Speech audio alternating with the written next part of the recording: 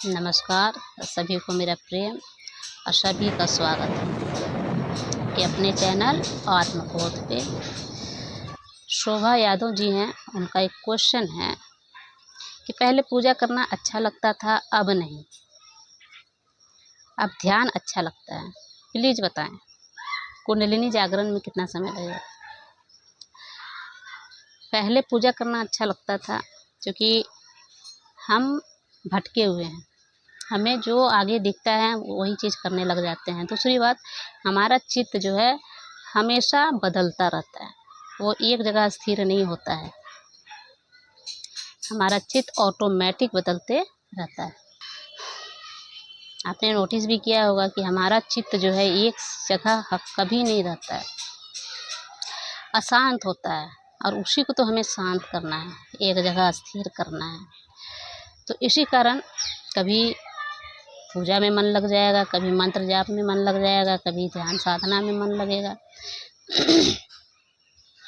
तो ये नेगेटिव नहीं है।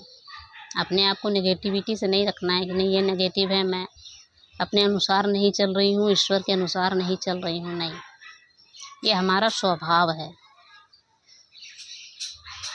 चित्त बदलने का।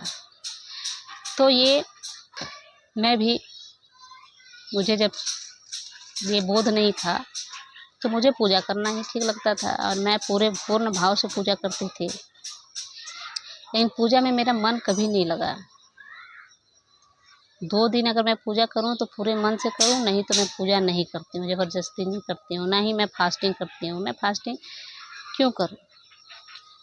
पहले जब मुझे ज्ञान नहीं था, जो दिखता था कि नहीं फास्टिंग करने से भगवान खुश हो जाते हैं, तो मैं फास्टिंग करती थी। लेकिन ज्यों ही मुझे पता चला कि नहीं, ऐसा कुछ भी नहीं है, तो मैं फास्टिंग नहीं करती हूँ। बल्कि मेरा तो 24 घंटा फास्टिंग का ही होता है। जब भोजन लगे तभी, जब भूख लगे तभी भोजन करूँ। ज़बरदस्ती दिन भर चापे जा रही हूँ तो वो एक्स्ट्रा एनर्जी, एक्स्ट्रा फैट, बीमारी का घर। और सप्ताह में 1 दिन उपवास करूँ और 6 दिन तक चाप के खाऊँ, तो वो अलग बात हो गया। मेरा तो 24 घंटा का ध्यान ही होता है। खैर वो सब बात अलग है। तो ध्यान में जो है स्त्री का, मानव का चित्त जो है वो एक जगह नहीं होता है, वो हमेशा बदलते रहता है। आपका जहाँ भी मन लगे, पूजा में मन लगे तो पूजा कीजिए, मंत्र जाप में मन लगे तो मंत्र जाप कीजिए, और ध्यान में मन लगे तो ध्यान कीजिए। अंततः वहीं पहुंचना है। अंततः बस ये आप पे डिपेंड है कि आप किस भाव से कर रहे हैं, कितनी आपके अंदर ग्रहणशीलता है, कितना आप उसमें लीन हैं, कितना आप संकल्पित हैं। ये आप पे डिपेंड है। आप किस चाल से चल रहे हैं, किस चाल से आप पहुँचिएगा, ये आप पे डिपेंड है। बहुत सारे संत महात्मा जन तो घर छोड़ करके जंगल भाग जाते हैं। क्योंकि उनमें वो प्रबल इच्छा है, संकल्प इतना है कि मुझे सब कुछ मैं त्याग दूंगा, लेकिन आपको मैं पाऊंगा। वो सारे सुख सुविधा छोड़ करके जंगल की ओर चले जाते हैं, क्योंकि उन्हें लगता है कि मुझे जंगल में ही वो मिलेंगे। क्योंकि जंगल जीवंत है। हमारा समाज जो है लगभग मृत की अवस्था में, लेकिन जंगल में आप चले जाइए, जहाँ प्रकृति ही प्रकृति है, वहाँ आप जाकर के देखिए तो वहाँ जीवंतता है, जीवंत है। और वहाँ प्रकृति, वहाँ परमात्मा का जो है ना छवि बहुत जल्दी पकड़ में आ जाता है। मतलब आप बहुत समय तक परमात्मा से दूर नहीं रह सकते हैं। तो इसीलिए प्रकृति से हमें एक होना चाहिए, प्रकृति में हमें लीन होना चाहिए, प्रकृति से ज़्यादा कनेक्टिविटी रखना चाहिए ध्यान मार्ग पे जो हैं। तो अभी आपको ध्यान मार्ग अच्छा लग रहा है तो ध्यान कीजिए, कोई आपत्ति नहीं है। ध्यान में भी आपको ज़रूरी नहीं है कि एक ही विधि जिस पे आप चल रहे हैं उसी पे ध्यान करने का मन होगा, ऐसा नहीं है। इसमें भी बदलाव होंगे। बदलाव क्या होंगे? मुझे कभी कभी मन करता है कि मैं लिखने वाला जो होता है, कि भाव आ गया कि नहीं मुझे लिखना है, राधे जी का स्मरण आ गया, क्योंकि हृदय चक्र सक्रिय हो गया। अब राधे जी का स्मरण हो रहा है कि मैं राधे राधे रटूं, राधे राधे बोलूं। तो राधे राधे बोलते जाती हूँ पूरे भाव से और आंखों से आंसू गिरते हैं। ये तो ध्यान साधना में नहीं है, ये तो भक्ति मार्ग है।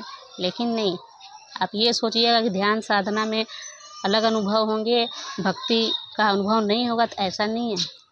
ध्यान साधना में भक्ति का भी अनुभव होगा। कृष्ण का याद आएगा, मीरा का याद आएगा, मीरा ही हो जाइएगा।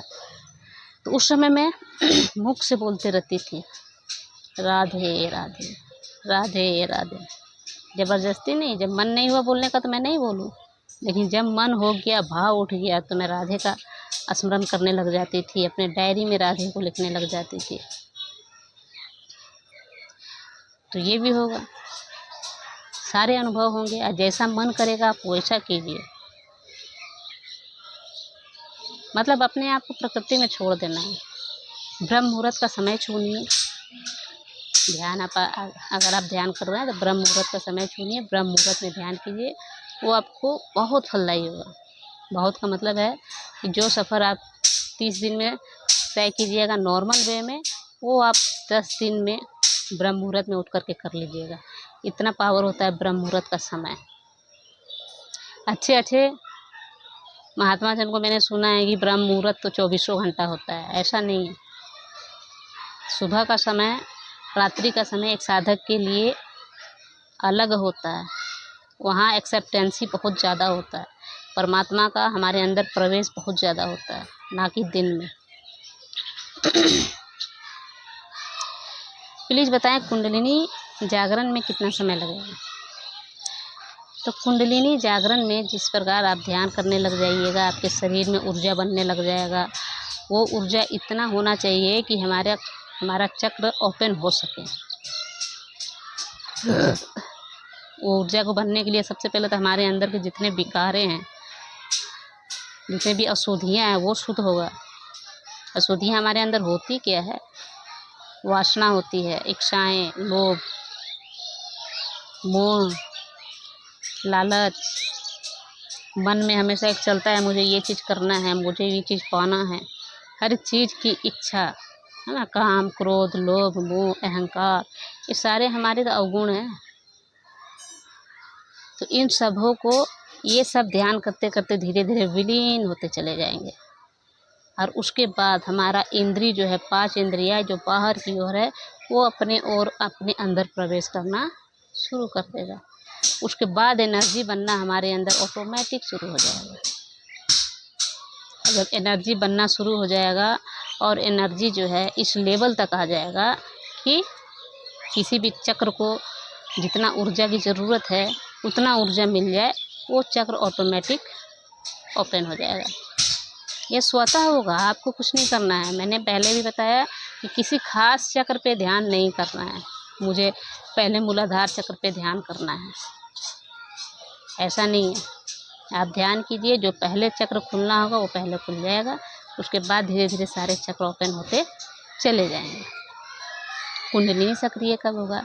तो कुंडलिनी जो है, जब सबसे पहले आज्ञा चक्र एक्टिवेट हुआ मेरा, उसके बाद मणिपुर चक्र या स्वादिष्ठान चक्र, दोनों लमसम आगे पीछे हैं, ये मेरा एक्टिवेट हुआ। उसके बाद मेरा जो है हृदय चक्र एक्टिवेट हुआ, फिर मूलाधार चक्र हुआ एक्टिवेट।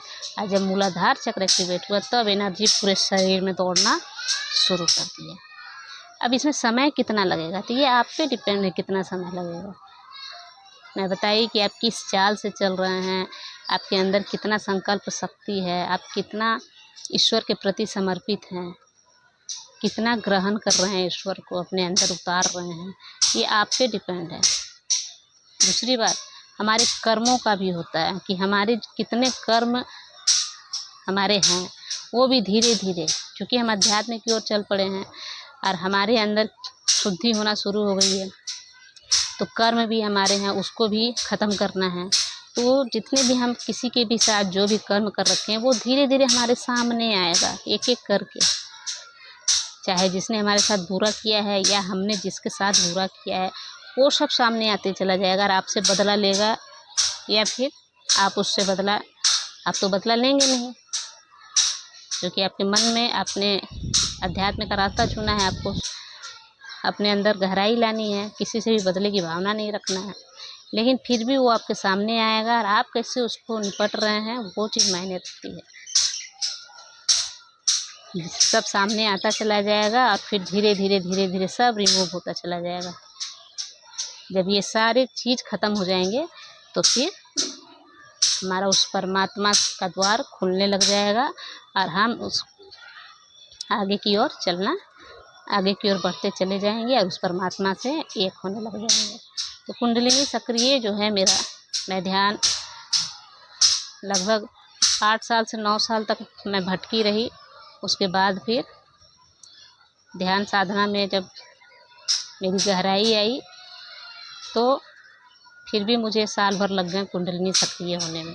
मतलब 9 साल के बाद मेरा सक्रिय हुआ, क्योंकि मेरे कर्म जो थे वो थे और बाकी मेरे अंदर जितने भी अवगुण थे उसको रिमूव होने में बहुत समय लगा। तो यही है, ध्यान कीजिए और ऑटोमेटिक आपके सारे अनुभव होते चले जाएंगे। नमस्कार।